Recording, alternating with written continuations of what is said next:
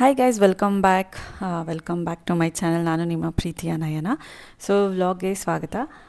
Welcome ಹೇಳ್ತಾ ಇವತ್ತು ಬೆಳಗ್ಗೆಯಿಂದನೇ ವ್ಲಾಗ್ನ ಸ್ಟಾರ್ಟ್ ಮಾಡ್ಕೊಂಡಿದ್ದೀನಿ. ಯೂಶ್ವಲಿ ನನ್ನ ವ್ಲಾಗ್ಸ್ ಮಾರ್ನಿಂಗಿಂದನೇ ಸ್ಟಾರ್ಟ್ ಆಗುತ್ತೆ. ಒಂದು ಒಳ್ಳೆ ಪೀಸ್ಫುಲ್ಲಾಗಿ ನನಗೆ ಮಾರ್ನಿಂಗ್ ಶುರು ಮಾಡಿದ್ರೇ ನನಗೆ ವ್ಲಾಗ್ ಒಂದು ಫ್ಲೋಯಲ್ಲಿ ಹೋಗುತ್ತೆ. ಇಲ್ಲ ಮಧ್ಯೆ ಮಧ್ಯೆ ಮಾಡಿದ್ರೆ ನಿಜವಾಗ್ಲೂ ಅಷ್ಟೊಂದು ಇಂಟ್ರೆಸ್ಟ್ ಇರೋಲ್ಲ, ಫ್ಲೋಯಲ್ಲಿ ಕೂಡ ಹೋಗೋದಿಲ್ಲ. ಇನ್ನು ಇವತ್ತು ತಿಂಡಿ ಪ್ರಿಪೇರ್ ಮಾಡ್ಕೊಳ್ತಾ ಇದ್ದೀನಿ. ಇದಕ್ಕೆ ಸ್ವಲ್ಪ ಆಲೂಗಡ್ಡೆ ಪಲ್ಯ ಮಾಡ್ಕೊಳ್ತಾ ಇದ್ದೀನಿ ಇವತ್ತು ತಿಂಡಿಗೆ. ದೋಸೆ ಮಾಡೋಣ ಅಂದ್ಬಿಟ್ಟು. ಸೊ ದೋಸೆಗೆ ವಾರದಲ್ಲಿ ಒಂದಿನ ದೋಸೆ, ಒಂದಿನ ಪಡ್ಡು ಬ್ಯಾಕ್ ಟು ಬ್ಯಾಕ್ ಮಾಡ್ತೀನಿ. ಇಲ್ಲಾಂದರೆ ಒನ್ ಡೇ ಬಿಟ್ಬಿಟ್ಟು ಪಡ್ಡು ಮಾಡ್ತೀನಿ. ಬಟ್ ಎರಡೂ ಕೂಡ ಒಂದು ವೀಕಲ್ಲಿ 2 ಡೇಸ್ ಇರುತ್ತೆ. ಅಂದರೆ ನಮಗೆ ಒಂದು ವಾರದಲ್ಲಿ 2 ದಿನಕ್ಕೆ ಆರಾಮ್ಸೆ ದೋಸೆ ಮತ್ತು ಒಂದು ದಿನಕ್ಕೆ ಪಡ್ಡು ಇದಾಗ್ಬಿಡುತ್ತೆ. ಸೊ ಈ ಥರ ಪ್ಲ್ಯಾನ್ ಮಾಡ್ಕೊಳ್ತೀನಿ. ಏನಕ್ಕಂದರೆ ನಮ್ಮ ಮನೇಲೂ ಕೂಡ ಎಲ್ಲರೂ ಒಂದೇ ಊಟನೇ ತಿನ್ನಲ್ಲ. ಏನಕ್ಕಂದರೆ ಜಾಸ್ತಿ ಅಪ್ಪ ಮಸಾಲೆ ಇರೋದು, ಸ್ಪೈಸಿ ಐಟಮ್ಸು ಮತ್ತು ಈ ಕಾಳುಗಳು ಬೆಳಿಗ್ಗೆ ಚಪಾತಿ ತಿನ್ನೋದಾಗಲಿ ಈ ಥರದ್ದೆಲ್ಲ ಅಪ್ಪ ತಿನ್ನಲ್ಲ. ಸೊ ಹಂಗಾಗಿ ಎಲ್ರಿಗೂ ಸೂಟ್ ಆಗೋ ಥರ ಅಂದರೆ ಸ್ವಲ್ಪ ಕಮ್ಮಿ ಆಗಿಬಿಡತ್ತೆ ತಿಂಡಿಗಳೆಲ್ಲ. ಲಿಸ್ಟ್ ಅಷ್ಟೊಂದು ಆಗಲ್ಲ, ಸೆಲೆಕ್ಟೆಡ್ ಇರೋ ಥರನೇ ತಿಂಡಿಗಳನ್ನ ಮಾಡಬೇಕು ಮನೇಲಿ. ಸೊ ಹಂಗಾಗಿ ಎಲ್ಲರಿಗೂ ಇಷ್ಟ ಆಗೋವಂಥದ್ದೇ ಮಾಡೋವಾಗ ಕಡಿಮೆ ಲಿಸ್ಟ್ ಇರುತ್ತೆ, ಸೆಲೆಕ್ಟೆಡ್ ಫುಡ್ಸ್ ಅಲ್ವಾ. ಹಾಗಾಗಿ ಚಪಾತಿ ಎಲ್ಲ ಬೆಳಗ್ಗೆ ತಿನ್ನಲ್ಲ, ಈ ಮಕ್ಕಳು ಮುದ್ದೆ ಬೆಳಗ್ಗೆ ತಿನ್ನಲ್ಲ, ಅಂದರೆ ಈ ಥರ. ಸೊ ಹಂಗಾಗಿ ದೋಸೆ, ಈ ಥರದ ರೈಸ್ ಐಟಮ್, ಚಿತ್ರಾನ್ನ, ಟೊಮೆಟೊ ಬಾತು, ಪುಳಿಯೋಗರೆ, ದೋಸೆ, ಇಡ್ಲಿ, ಪಡ್ಡು ಈ ಥರವಾದ ತಿಂತಾರೆ. ಹಾಗಾಗಿ ನಮ್ಮ ಮನೇಲಿ ಸ್ವಲ್ಪ ಸೆಲೆಕ್ಟೆಡ್ ಐಟಮ್ಸ್ ಇರುತ್ತೆ ತಿಂಡಿಗೆ. ಇನ್ನು ದೋಸೆ ಎಲ್ಲ ರೆಡಿ ಮಾಡಿ, ಆಲೂಗಡ್ಡೆ ಪಲ್ಯ ಮಾಡಿ, ಚಟ್ನಿ ಎಲ್ಲ ಮಾಡಿಬಿಟ್ಟು ರೆಡಿ ಮಾಡಿ ಇಟ್ಟಿದ್ದೀನಿ. ಇನ್ನು ಒಂದೊಂದು ಸತಿ ಪ್ರಕುಲ್ ತುಂಬ ಲೇಟಾಗಿ ರೆಡಿ ಆಗ್ತಾನೆ. ಅವ್ನು ಬಸ್ ಹೊರಟೋದ್ರೆ ಮತ್ತೆ 10 ಕಿಲೋಮೀಟ್ರ್ ದೂರ ಹೋಗಬೇಕು. ಯಾವತ್ತೂ ಮಿಸ್ ಆಗಿಲ್ಲ, ಬಟ್ ಇನ್ ಟೈಮ್ಗೆ ಇರಬೇಕಲ್ವ. ಹಾಗಾಗಿ ಒಂದೊಂದು ಸಲ ನಾನೇ ಬೇಗ ತಿನ್ನಲಿ ಅಂದ್ಬಿಟ್ಟು ತಿನ್ನಿಸ್ತೀನಿ. ಟ್ರ್ಯಾಕರ್ ಕೂಡ ಇರುತ್ತೆ, ಇದು GPS ಎಲ್ಲ ಇರುತ್ತೆ. ಟ್ರ್ಯಾಕ್ ಮಾಡಿಕೊಂಡು ನೋಡಿಕೊಂಡೆ ಬಸ್ಸಲ್ಲಿದೆ ಇಲ್ಲಿದೆ ಅಂತ ಹೇಳ್ಕೊಂಡೆ ತಿನ್ನಿಸ್ತಾ ಇರ್ತೀನಿ, ಬೇಗ ರೆಡಿ ಆಗು ಅಂತ. ನಿಜವಾಗ್ಲೂ ಥರ GPS ಮೊದಲೆಲ್ಲ ಇರಲಿಲ್ಲ. ಸೊ ಈ ನಡುವೆ ಈ ವರ್ಷದಿಂದ ಹಂಗೆ ಮಾಡಿದ್ದಾರೆ. ತುಂಬ ಒಳ್ಳೇದದು ಆ್ಯಕ್ಚುಲಿ. ಮಕ್ಕಳು ಬಸ್ಸು ಎಲ್ಲಿದ್ರೂ ಟ್ರ್ಯಾಕ್ ಮಾಡ್ಬೋದು ನಾವು ಆರಾಮಾಗಿ. ಸೊ ಇನ್ನೂ ಯಾಕೆ ಬಸ್ ಬಂದಿಲ್ಲ, ಪದೇ ಡ್ರೈವರಿಗೆ ಫೋನ್ ಮಾಡೋದು, ಪದೇ ಸ್ಕೂಲಿಗೆ ಮಾಡೋದು, ಒಂಚೂರು ಲೇಟ್ ಆದರೂ ಗಾಬರಿ ಆಗುತ್ತಲ್ವ. ಹಾಗಾಗಿ ಈ ಥರ ಟ್ರ್ಯಾಕರ್ಸ್ ಇದ್ದರೆ ತುಂಬಾ ಯೂಸ್ಫುಲ್ ಆಗುತ್ತೆ. ಬಸ್ ಎಲ್ಲಿದೆ, ಎಲ್ಲಿ ಬರ್ತಿದೆ, ಇದೆಲ್ಲ ಚೆನ್ನಾಗಿ ನೋಡ್ಕೋಬೋದು. ಇನ್ನು ಬಸಳೆ ಸೊಪ್ಪು ನೋಡಿ ಎಷ್ಟು ಚೆನ್ನಾಗಿ ಬಂದಿದೆ. ಇನ್ನು ಇವತ್ತು ಮೊಸಪ್ಪು, ಮನೇಲಂತೂ ಮೊಸಪ್ಪು ಇರಲೇಬೇಕು. ನಾನು ಆಗಲೇ ಹೇಳ್ದಂಗೆ ಅಪ್ಪ ಮಸಾಲೆ ಸಾಂಬಾರು ಜಾಸ್ತಿ ತಿನ್ನೋಕೆ ಹೋಗಲ್ಲ, ಸೆಲೆಕ್ಟೆಡ್ಡೇ. ಹಂಗಾಗಿ ಅವರಿಗೆ ಮೊಸಪ್ಪು ಅಂದರೆ ತುಂಬ ಇಷ್ಟ ಆಗುತ್ತೆ. ಸೊ ವೀಕ್ಲಿ 1-2 ಟೈಮ್ಸ್ ಆದರೂ ಸಾಂಬಾರಿಗೆ ಮೊಸಪ್ಪು ಮಾಡ್ತೀನಿ. ಬಸಳೆ ಸೊಪ್ಪು ಹಾಕಿದ್ವಲ್ಲ, ಮೆಂತ್ಯ ಸೊಪ್ಪು, ಬಸಳೆ ಸೊಪ್ಪು, ಪಾಲಕ್ ಸೊಪ್ಪು ಇದನ್ನೆಲ್ಲ ಹಾಕಿಬಿಟ್ಟು ಮೊಸಪ್ಪು ಮಾಡ್ತೀನಿ, ಚೆನ್ನಾಗಿರುತ್ತೆ. ಇನ್ನು ಸಂಜೆಗೆ ಏನಾದರೂ ಒಂದು ಸ್ಮೂದಿ ಮಾಡ್ತಾನೆ ಇರ್ತೀನಿ ಮಕ್ಕಳಿಗೆ. ಸ್ಟ್ರಾಬೆರಿ ಇತ್ತು, ಹಂಗಾಗಿ ಸ್ವಲ್ಪ ಡೇಟ್ಸು ಮತ್ತು ಬಾದಾಮಿನ 1-1.5 ಅವರ್ ನೆನೆಸಿಡೋಣ ಅಂದ್ಬಿಟ್ಟು ಚೆನ್ನಾಗಿ ವಾಶ್ ಮಾಡಿಬಿಟ್ಟು ನೆನೆಸಿಟ್ಟಿದ್ದೀನಿ. ನೆನೆಸ್ಬಿಟ್ಟು ಅದನ್ನು ಆಮೇಲೆ ಸ್ಮೂದಿ ಮಾಡಿದ್ರೆ ತುಂಬ ಚೆನ್ನಾಗಿ ಗ್ರೈಂಡ್ ಆಗುತ್ತೆ. ಇಲ್ಲಿ ಸೈಡ್ಗೆ ಸಾಂಬಾರಿಗೆ ಬೆಂಡೆಕಾಯಿ ಪಲ್ಯ ಕೂಡ ಮಾಡ್ತಾಯಿದ್ದೀನಿ, ಚೆನ್ನಾಗಿರುತ್ತೆ. ಮೊಸಪ್ಪು ಜೊತೆಗೆ ರೈಸು, ಸಾಂಬಾರು ಇದು ತಿನ್ನೋದಕ್ಕೆ. ಇನ್ನು ಸ್ಮೂದಿ ಮಾಡೋದು ತುಂಬಾ ಈಸಿ. ಮನೇಲಿರೋ ಐಟಮ್ಸ್ನೇ ಯೂಸ್ ಮಾಡ್ಕೋಬೋದು. ಮೊದಲು ನಾನು ನೆನೆಸಿಟ್ಟಿದ್ನಲ್ಲ ಬಾದಾಮಿ ಮತ್ತು ಇದು ಹಸಿ ಖರ್ಜೂರ, ಒಣ ಖರ್ಜೂರ ಇದ್ದರೆ ಓವರ್ನೈಟ್ ನೆನೆಸ್ಬೇಕಾಗತ್ತೆ. ಈ ಸೀಡ್ಸ್ ಎಲ್ಲ ತೆಗಿಬೇಕು ಹಸಿ ಖರ್ಜೂರದಲ್ಲಿ. ನಾನು ಚೆನ್ನಾಗಿ ವಾಶ್ ಮಾಡಿಬಿಟ್ಟು ನೆನೆಸ್ಬಿಟ್ಟು ಆಮೇಲೆ ಈ ಥರ ಸೀಡ್ಸ್ ತೆಗೆದುಬಿಡ್ತೀನಿ. ಇನ್ನು ಬಾದಾಮಿನೂ 1.5 ಅವರ್ ನೆನೆಸಿಟ್ಟಿದೆ. ಬೇಕಿದ್ರೆ ಗೋಡಂಬಿ, ಪಿಸ್ತಾ, ವಾಲ್ನಟ್ಸ್ ಇವನ್ನೂ ಕೂಡ ಆ್ಯಡ್ ಮಾಡ್ಕೋಬೋದು ಡ್ರೈ ಫ್ರೂಟ್ಸ್ಗೆ. ಸೊ ಮನೇಲಿ ಏನು ಅವೈಲಬಲ್ ಇರುತ್ತೆ ಅಷ್ಟು ಹಾಕ್ಕೊಂಡಿದ್ದೀನಿ. ಈಗ ಸದ್ಯಕ್ಕೆ ಬಾದಾಮಿ ಮತ್ತು ಇದು ಡೇಟ್ಸು ಮತ್ತು ಸ್ಟ್ರಾಬೆರಿ ಎಷ್ಟಿದೆಯೋ ಅಷ್ಟು ಹಾಕ್ಕೊಂಡಿದ್ದೀನಿ. ಒಂದು 8-9 ಇತ್ತು, ಚೆನ್ನಾಗಿ ವಾಶ್ ಮಾಡಿಬಿಟ್ಟು ರುಬ್ಕೊಂಡು. ಸೊ ಇಷ್ಟೇ, ಸ್ವಲ್ಪ ಹಾಲು ಹಾಕ್ಕೊಂಡು ರುಬ್ಕೋಬೇಕಷ್ಟೆ. ಇನ್ನೇನು ಸ್ವೀಟಿಗೆ ಖರ್ಜೂರನೇ ಇರುತ್ತೆ. ಈ ಥರ ಹಾಲು ಹಾಕ್ಕೊಂಡು ರುಬ್ಬಿದ್ರೆ ಇಷ್ಟು ಗಟ್ಟಿ ಆಗುತ್ತೆ, ಚೆನ್ನಾಗಿರುತ್ತೆ. ಆ್ಯಂಡ್ ಇದ್ರ ಮೇಲೆ 1.5 ಸ್ಪೂನು ಚಿಯಾ ಸೀಡ್ಸ್ನ ಹಾಕ್ತೀನಿ. ಇದು ಚಿಯಾ ಸೀಡ್ಸು ಡೈರೆಕ್ಟಾಗಿ ತೊಗೋಬಾರ್ದು, 1 ಅವರ್ ಆದರೂ ಅದು ನೀರಲ್ಲಿ ಹಾಕಿನೇ ತೊಗೋಬೇಕು, ಸೋಕ್ ಮಾಡಿಬಿಟ್ಟು. ಇನ್ನು ಸಂಜೆ ಕುಡಿಯೋದಲ್ವ, ಹಾಗಾಗಿ ಬೆಳಗ್ಗೆನೇ ಮಾಡಿ ಸ್ವಲ್ಪ ಹೊತ್ತು ಫ್ರಿಜ್ಜಿಗಿಟ್ಟು 1 ಅವರ್ ಮುಂಚೆ ಆಚೆ ತೆಗೆದಿಟ್ರೆ ಒಂದು ಸ್ವಲ್ಪ ಜಾಸ್ತಿ ಕೋಲ್ಡಾಗೂ ಇರೋಲ್ಲ, ಸ್ವಲ್ಪ ಜಾಸ್ತಿ ವಾರ್ಮಾಗೂ ಇರೋಲ್ಲ, ಚೆನ್ನಾಗಿರುತ್ತೆ. ಸೊ ಇದಿಷ್ಟೇ ಸ್ಮೂದಿ ರೆಡಿ ಆಯಿತು. ಇದೇ ಥರ ಸ್ಟ್ರಾಬೆರಿ ಬದಲು ಬನಾನಾ, ಆ್ಯಪಲ್, ಮ್ಯಾಂಗೋ ಈ ಥರದ್ದೆಲ್ಲ ಹಾಕ್ಕೊಂಡು ಮಾಡ್ಕೋಬೋದು. ತುಂಬ ವೆರೈಟೀಸಲ್ಲೇ ಮಾಡ್ಕೋಬೋದು. ಇನ್ನು ನಾನು ಫ್ರೆಶ್ ಅಪ್ ಆಗಿ ಬಂದೆ. ಸೊ ತುಂಬ ಕ್ಲೌಡಿ ಕ್ಲೈಮೇಟ್ ಇತ್ತು, ಆಚೆಗಡೆ ಮಳೆ ಬರೋ ಥರನೇ ಇತ್ತು. ಒಂದು ಕಡೆ ಬಿಸಿಲು ಬರ್ತಾಯಿತ್ತು, 5 ನಿಮಿಷಕ್ಕೆ ಬಿಸಿಲು, ಒಂದು 5 ನಿಮಿಷಕ್ಕೆ ಮಳೆ ಮೋಡ ಈ ಥರ ಎಲ್ಲ ಆಗ್ತಾಯಿತ್ತು. ಒಂಥರ ಚೆನ್ನಾಗಿತ್ತು ಆಚೆಗಡೆ. ಆ್ಯಂಡ್ ಇಲ್ಲಿ ಉಯ್ಯಾಲೆ ಹತ್ರ ಕೂತ್ಕೊಂಡು ಟೈಮ್ ಸ್ಪೆಂಡ್ ಮಾಡೋದಕ್ಕೆ ತುಂಬ ಇಷ್ಟ ಆಗುತ್ತೆ, ಚೆನ್ನಾಗಿರುತ್ತೆ ಇಲ್ಲಿ ಒಂಥರ. ಆ್ಯಂಡ್ ನೋಡ್ತಾನೆ ಮಳೆ ಕೂಡ ಸ್ಟಾರ್ಟ್ ಆಗೋದಕ್ಕೆ ಶುರುವಾಯಿತು. ಸಣ್ಣದಾಗಿ ಹನಿ ಬೀಳೋದಕ್ಕೆ ಶುರುವಾಯಿತು. ನನಗೆ ನನ್ನ ಈ ಮನೇಲಿ ನನ್ನ ಫೇವ್ರೆಟ್ ಜಾಗ ಅಂದರೆ ಇದೆ ಉಯ್ಯಾಲೆ. ಇಲ್ಲಿ ತುಂಬ ಚೆನ್ನಾಗಿ ಟೈಮ್ ಸ್ಪೆಂಡ್ ಮಾಡ್ಬೋದು, ಆಚೆ ಎಲ್ಲ ನೋಡ್ಕೊಂಡು ಕೂತ್ಕೋಬೋದು, ಚೆನ್ನಾಗಿರುತ್ತೆ ಇಲ್ಲಿ ಟೈಮ್ ಸ್ಪೆಂಡ್ ಮಾಡೋದಕ್ಕೆ ಅಂತ. ಇನ್ನು ಇವತ್ತು ಪ್ರಕೃಲ್ ಸ್ವಲ್ಪ ತುಂಬ ಮಳೆ ಇತ್ತು, ಹಾಗಾಗಿ 1 ಅವರ್ ಲೇಟಾಗಿ ಬಂದುಬಿಟ್ಟ. ಗೊತ್ತಾಗತ್ತಾಗಲೇ ಮೆಸೇಜಸ್ ಎಲ್ಲ ಮಾಡ್ತಾರೆ ಸ್ಕೂಲಿಂದ. 1 ಅವರ್ ಲೇಟ್ ಆಗೋಯಿತು, ಅದಕ್ಕೆ ನಾನೇ ಹೋದೆ, ಸುಸ್ತಾಗಿಬಿಟ್ಟಿರ್ತಾನೆ ಅಂದ್ಬಿಟ್ಟು ಸ್ಟಾಪ್ ಹತ್ರಕ್ಕೆ ಹೋಗಿ ಕರ್ಕೊಂಡು ಬಂದೆ. ಇನ್ನು ಸ್ವಲ್ಪ ಮಳೆ ಬರ್ತಿತ್ತಲ್ಲ, ಸೊ ಮಕ್ಕಳಿಗೆ ಸ್ವಲ್ಪ ಬಿಸಿ ಬಿಸಿ ಹಾಲು ಮಾಡ್ಕೊಳ್ಳೋಣ ಅಂತ ಮಾಡ್ಕೊಡ್ತಾಯಿದ್ದೀನಿ.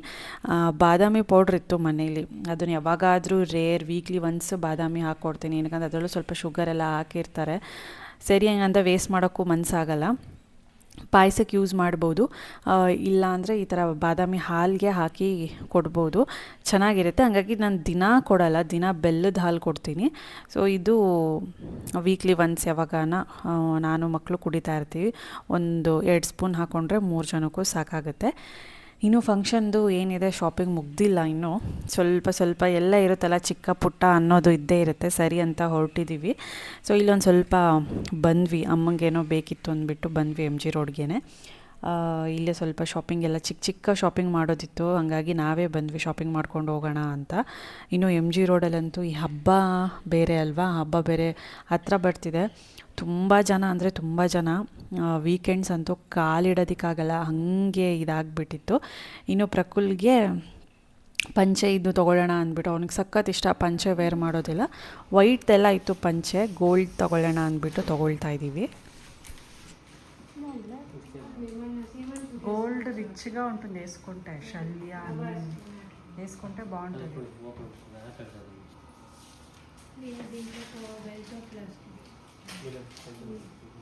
ఎక్కువ టైట్ వద్దు, మళ్ళీ టైట్ అయిపోతుంది.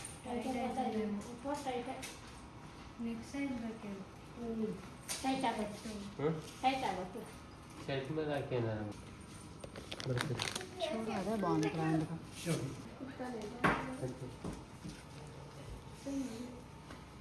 ಫುಲ್ ಶರ್ಟ್ ಇಲ್ಲ ಅದು ಫುಲ್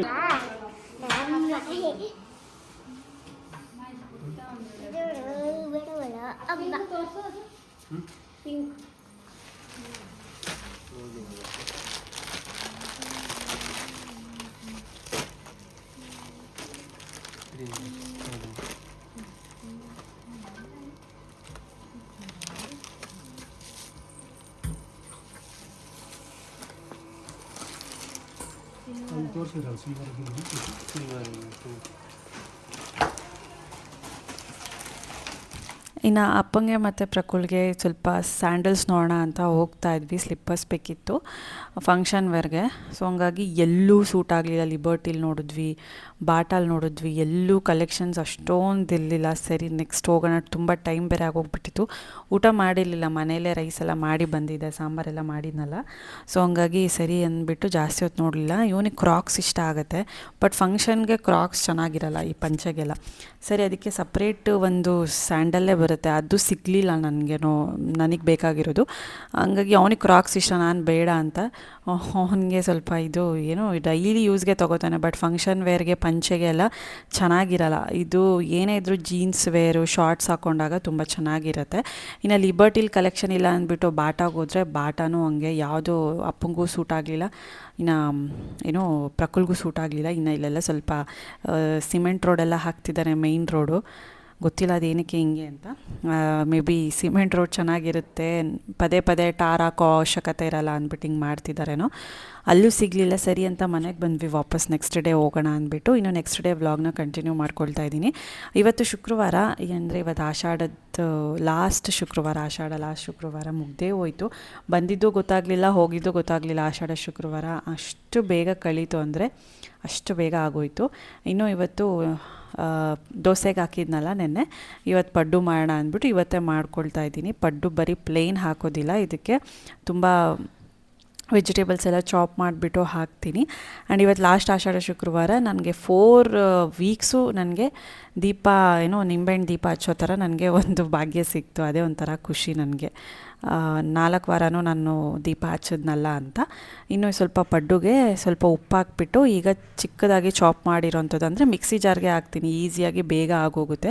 ಕ್ಯಾರೆಟು, ಹಸಿರು ಮೆಣಸಿನ್ಕಾಯಿ, ಈರುಳ್ಳಿ ಈ ಥರ ಸೈಜಲ್ಲಿ ಒಂದೊಂದು ಗಿರ್ರ್ ಅಂತ ಒಂದೊಂದು ಬೇಗ ಆನ್ ಮಾಡಿ ಆಫ್ ಮಾಡಿಕೊಂಡ್ರೆ ಸಾಕು. ಈ ಥರ ಕ್ಲೀನಾಗಿ ಚಾಪ್ ಆಗುತ್ತೆ. ಚಾಪರ್ ಬೇಕು ಅನ್ನೋ ಅವಶ್ಯಕತೆ ಇರಲ್ಲ. ಚಾಪರಲ್ಲೆಲ್ಲ ಸ್ವಲ್ಪ ಟೈಮ್ ಬೇಕು, ನಮ್ಮ ಎನರ್ಜಿ ವೇಸ್ಟ್ ಆಗುತ್ತೆ.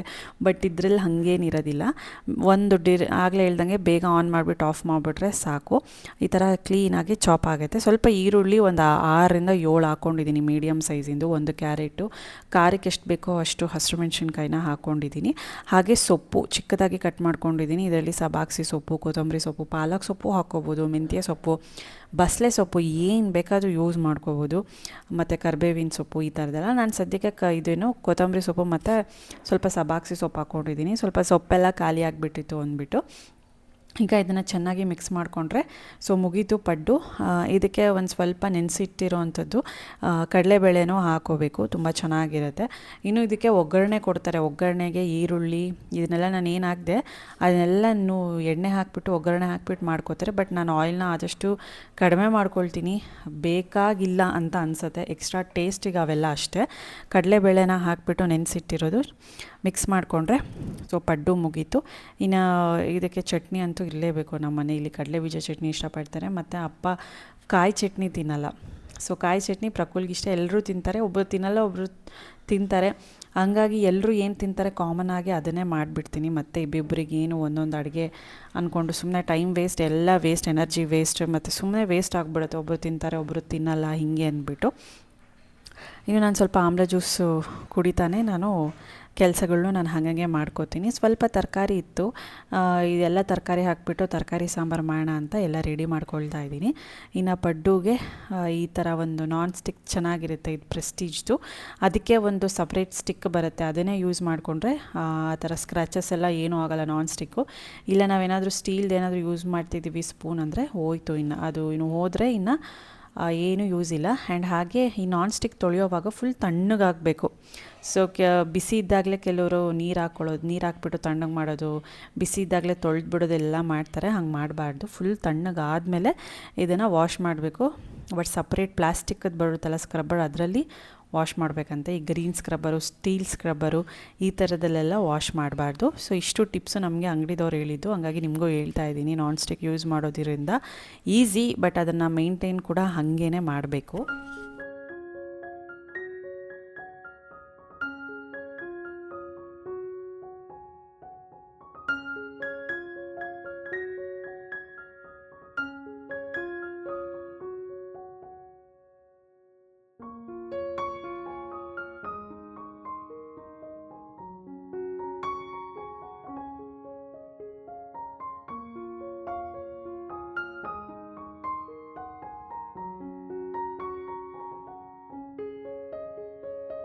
ಹಾಗೆ ಅಲ್ಲಿ ಸಾಂಬಾರು ಕೂಡ ರೆಡಿ ಆಯಿತು. ನುಗ್ಗೆಕಾಯಿ ಇತ್ತು ಮರದಲ್ಲಿ, ಅದನ್ನು ಸ್ವಲ್ಪ ಇತ್ತಲ್ಲ ಅಂದ್ಬಿಟ್ಟು ಅದನ್ನು ಹಾಕಿದ್ದೀನಿ. ರೆಸಿಪಿನ ತೋರಿಸಿದ್ದೀನಿ, ಹಾಗಾಗಿ ನಾನು ಜಾಸ್ತಿ ಶೇರ್ ಮಾಡೋಕ್ಕೆ ಹೋಗಲಿಲ್ಲ. ಇನ್ನು ತಿಂಡಿ ಸಾಂಬಾರೆಲ್ಲ ರೆಡಿ ಮಾಡಿ ಲಸಿಕನು ರೆಡಿ ಮಾಡಿ ಸ್ಕೂಲ್ಗೆ ಹೋಗಿ ಬಿಟ್ಟು ಬಂದಿದ್ದಾಯಿತು. ಇಷ್ಟು ಕೆಲಸಗಳಿರುತ್ತೆ ಬೆಳಗ್ಗೆ ಆಲ್ಮೋಸ್ಟ್ 10:30ವರೆಗೂ. ಮಕ್ಕಳನ್ನ ರೆಡಿ ಮಾಡು, ಸಾಂಬಾರು, ತಿಂಡಿ, ಮಕ್ಕಳಿಬ್ಬರನ್ನೂ ರೆಡಿ ಮಾಡಿ ಕಳಿಸು, ಕಾಫಿ, ಟೀ ಇಷ್ಟಲ್ಲೇ ಆಗೋಗ್ಬಿಡುತ್ತೆ ನನ್ನ ಕೆಲಸ. ಇನ್ನೂ ಇವತ್ತು ನಾನೇ ಹಾಕ್ತೀನಿ ಅಂತ ಹೇಳಿದ್ದೆ ರಂಗೋಲಿ ಶುಕ್ರವಾರ, ಅಮ್ಮನೇ ಈ ಥರ ಹಾಕ್ಬಿಟ್ಟಿದ್ದಾರೆ. ಇನ್ನು ಸಂಜೆ ಹೋಗಿ ದೀಪ ಹಚ್ಚೋಣ ಅಂತ ಅಂದ್ಕೊಂಡ್ವಿ. ಬೆಳಗ್ಗೆ ಪೂರ್ತಿ ಒಂಥರ ಮಳೆ ಬರೋ ಥರನೇ ಇತ್ತು, ಹಾಗಾಗಿ ರಿಸ್ಕ್ ಏನಕ್ಕೆ ಸುಮ್ಮನೆ ಮಳೆಯಲ್ಲಿ ಅಂದ್ಬಿಟ್ಟು. ಸಂಜೆನೂ ಬರ್ತಿತ್ತು, ಬಟ್ ಸಂಜೆ ನೋಡಿಕೊಂಡು ಹೋಗೋಣ ಅಂದ್ಬಿಟ್ಟು. ಇನ್ನೂ ಅಷ್ಟರೊಳಗೆ ಲಸಿಕನೂ ಕೂಡ ಬಂದುಬಿಟ್ಲು. ಲಸಿಕಾ ಸ್ಕೂಲಿಂದ ಬಂದಮೇಲೆ ಅವಳು ಒಂದು ಸ್ವಲ್ಪ ಊಟ ಮಾಡಿಸಿ ತಿನ್ನಿಸಿ ಇದೆಲ್ಲ ಮಾಡಿದೆ. ಇನ್ನು ಲೆಫ್ಟ್ ಓವರ್ ರೈಸ್ ಇತ್ತು, ರಾತ್ರಿದು. ಸೊ ಅದನ್ನು ವೇಸ್ಟ್ ಮಾಡೋದು ಬೇಡ ಅಂದ್ಬಿಟ್ಟು ಅದಕ್ಕೊಂದು ಸ್ವಲ್ಪ ನೀರು ಹಾಕ್ಬಿಟ್ಟು ಚೆನ್ನಾಗಿ ಕುದಿಸ್ಬಿಟ್ಟು ಬೆಲ್ಲದನ್ನ ಅಂತಾರಲ್ಲ, ಸೊ ಬೆಲ್ಲದನ್ನ ಮಾಡ್ತಾಯಿದ್ದೆ. ಚೆನ್ನಾಗಿರುತ್ತೆ ಸ್ವೀಟಾಗಿ. ಸೈಡ್ ಊಟ ಎಲ್ಲ ಆದಮೇಲೆ ಒಂದೊಂದು ಕಪ್ ತಿಂದರೆ ಸಖತ್ತಾಗಿರುತ್ತೆ. ಮೊದಲು ಈ ಥರ ಇದನ್ನು ಮಾಡಿಕೊಂಡು ಒಂದು ಕಡೆ ನಾನು ಬೆಲ್ಲನ ಕರಗಿಸ್ಕೊಳ್ತಾ ಇದ್ದೀನಿ. ಕಸ ಕಡ್ಡಿ ಎಲ್ಲ ತೆಗಿಬೇಕಲ್ವ ಸೋಸ್ಕೊಡೋಕ್ಕೆ. ಸೊ 1 ಕಪ್ಪಷ್ಟು ಅಕ್ಕಿ ತೊಗೊಂಡ್ರೆ 3 ಕಪ್ಪಷ್ಟು ಬೆಲ್ಲ ತೊಗೋಬೇಕು ಸ್ವೀಟ್ನೆಸ್ಗೆ. ಇಲ್ಲ ನಮಗೆ ಬೇಡ ಅಷ್ಟೊಂದು ಸ್ವೀಟ್ ಅಂದರೆ 2-2.5 ಕಪ್ ಆದ್ರೂ ಸಾಕು. ಇನ್ನು ಮಳೆ ನೋಡಿ ಹೆಂಗೆ ಬರ್ತಿದೆ ಮಳೆ. ಲಶಿಕನ ಅದಕ್ಕೆ ಕಾರ್ ತೊಗೊಂಡೋಗಿದೆ ಸ್ಕೂಲ್ಗೆ. ಒಂದು ಸಲ ಏನಾಗಿತ್ತು ಅಂದರೆ ಮಳೆ ಬಂದುಬಿಟ್ಟು 3:30ವರೆಗೂ ಸ್ಕೂಲಲ್ಲೇ ಇದ್ಬಿಟ್ಟಿದ್ದೆ ನಾನು. ಮಳೆಗೆ ಸ್ಕೂಟಿಲಿ ಹೋಗಿದ್ದೆ. ಹಂಗಾಗಿ ಮಳೆ ಇದ್ದರೆ ಈಗ ಕಾರಲ್ಲೇ ಹೋಗ್ಬಿಡ್ತೀನಿ, ರಿಸ್ಕ್ ಏನಕ್ಕೆ ಅಂದ್ಬಿಟ್ಟು.